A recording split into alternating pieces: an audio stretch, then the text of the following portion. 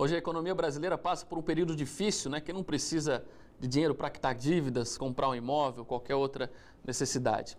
Recentemente, o governo federal lançou mais uma medida para tentar reaquecer a economia. Agora é permitido usar 10% do saldo do FGTS para liberar crédito para empréstimo consignado. Então, para falar sobre esse assunto, nós convidamos o consultor financeiro Renato Marchiori. Renato, muito obrigado pela presença mais uma vez. Boa tarde. Essa mudança foi significativa? Isso deve mesmo funcionar nesse processo de tentar aquecer a economia? Boa tarde, Felipe.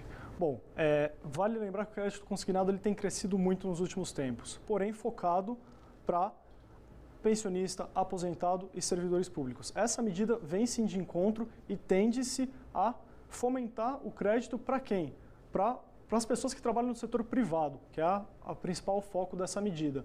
Agora tem que ver com o tempo, como que vai ser essa operacionalização junto aos bancos, as flexibilizações de taxas de juros e tudo mais. Então, para a gente explicar melhor para quem está em casa, então, como funciona esse tipo de empréstimo para quem trabalha no setor privado, Renato? Tá, bom, o crédito consignado em geral, ele permite que você pegue até 35% da sua folha de pagamento e se comprometa com esse empréstimo, né? Essa medida nova do governo vai de encontro ao quê? Ao FGTS, 10% do que você tem em saldo em conta, você pode disponibilizar para a instituição financeira, para o banco no caso, como uma garantia. E também o valor da multa rescisória no caso de possíveis demissões. É a garantia que vai ser atrelada, dada ao banco. Mas o desconto na hora do pagamento continua sendo desconto comum em folha? Comum em folha. Igualzinho um crédito consignado. Só muda mesmo a garantia dele. De garantia. Como saber, então, se vale a pena ou não usar esse saldo do FGTS como garantia? Tá.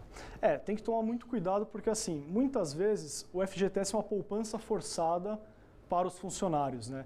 Então, assim, tem que tomar muito cuidado porque é uma poupança sagrada que tem que estar lá. Comprometer isso para um consumo pontual, um supérfluo, não pode valer a pena. Pode valer a pena em qual caso? Uma troca de dívida. Isso pode valer a pena. Aquela dívida de cheque especial, de cartão de crédito, certo, com juros exorbitantes, trazer para essa modalidade, mas com muita cautela, porque o FGTS é sagrado para muitas pessoas que não têm outras reservas, né? Então, já está em cima disso, se preciso ter cautela na hora de comprometer o saldo do FGTS como garantia, mexer nele, mais cautela ainda. Mais cautela ainda, com certeza, né? Então, assim, a gente está numa desaceleração econômica que estão ocorrendo demissões. Você, às vezes, comprometesse seu FGTS numa garantia e o seu setor, às vezes, a sua empresa está tendo uma readequação de funcionários e tudo mais, talvez não seja o momento, né, para fazer essa operação agora. Renato, esses 10%, só para ficar claro também para o pessoal que está em casa, ele é usado como garantia, mas ele não vai sumir daquele saldo. Depois que terminar de pagar normal, foi feito desconto em folha, ele continua lá. Exatamente, está lá. Vai ficar no fundo do FGTS. A expectativa pelo fundo do FGTS é que não tenha saques de recursos, só vai estar lá como uma garantia mesmo. Quitou a dívida no banco,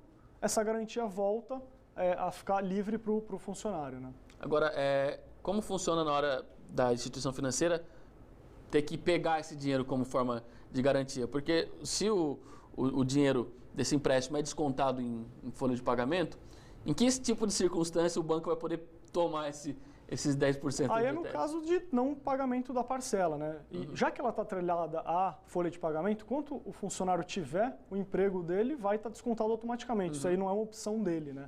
Mas a partir do momento que ele perde o emprego, essa garantia pode vir a ser acionada via banco, num procedimento normal de financiamento. O importante é fazer um planejamento até da pessoa saber como que está a estabilidade então, no emprego para poder usar esse recurso, Renato? Também, outra coisa, não adianta trocar a dívida e não saber as causas, né? Você vai trocar de credores, né, e não saber a causa. Então, não só saber o emprego, como está o mercado, mas também ver por que eu preciso de mais dinheiro. Às vezes o problema é outro, não é contrair mais dinheiro e nem trocar dívida. Então, assim, pensem muito nessa nova modalidade que está disponível para o pessoal. É importante pensar. Tá certo, Renato. Muito obrigado pela presença mais uma vez. Obrigado. Boa tarde. Boa tarde.